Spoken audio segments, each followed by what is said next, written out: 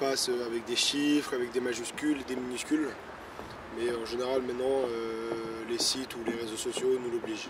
J'essaye, oui, avec une majuscule, des pictogrammes, des arrobas, des chiffres et tout ça, mais c'est que le problème, c'est que souvent on les oublie. En fait, je fais l'erreur de toujours utiliser le même. Parce que sinon j'oublie, et vu qu'on a des comptes partout, que ce soit les mails, tous les réseaux sociaux et tout, j'ai peur de me mélanger les pinceaux, du coup j'utilise toujours le même, mais je pense qu'il est assez safe. Mais bon, si on en craque un, on les craque tous du coup. Aujourd'hui, il y a des technologies qui créent des mots de passe de manière automatique qui sont les plus sécurisés possibles.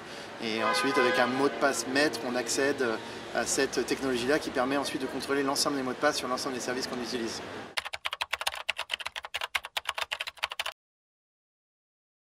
Données personnelles sensibles, après il y a tout ce qui est, on va dire, de l'intime du personnel, mais quelque part ça n'a rien à faire sur Internet. Si on veut vraiment protéger un peu sa vie privée.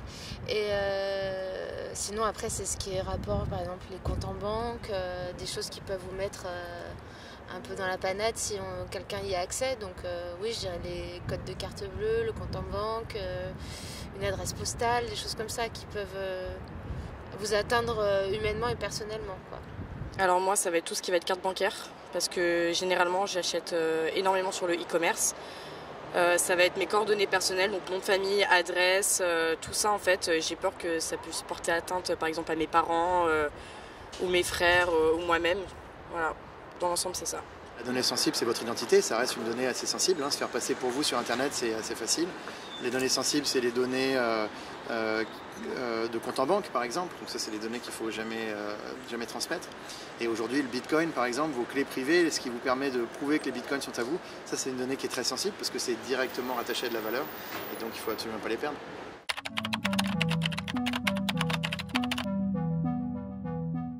Très proche qui s'est fait pirater comme ça tous ses comptes et donc justement Airbnb, carte bleue qui du coup a fait des réservations ou des prix des crédits Cofidis parce qu'ils étaient tombés sur son mail avec un mail avec en copie son passeport, donc il y avait vraiment une grosse usurpation d'identité et ça avait été très compliqué.